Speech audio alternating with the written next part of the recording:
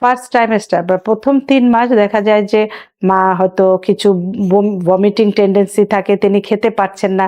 এর কারণে হয় কি, তিনি পানি কম খাচ্ছেন, যার কারণে ইউরিন ইনফেকশনের সম্ভাবনা প্রথম 3 মাস অনেক বেড়ে যায়।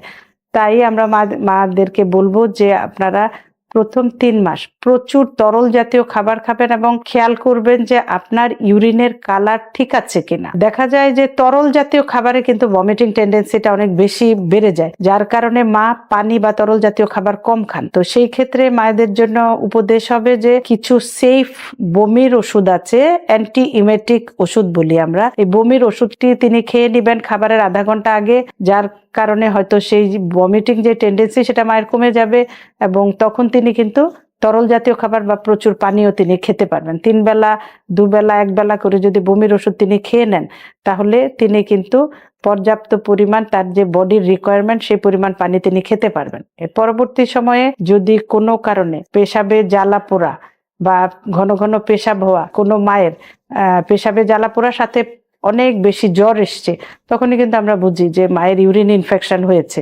তিনি কিন্তু তাড়াতাড়ি ডাক্তারের শরণাপন্ন হবেন, ইউরিনের টেস্ট করবেন। ইউরিন টেস্ট করলেই কিন্তু ধরা পড়ে যায়। এটা একটা খুব সিম্পল একটা ব্যাপার।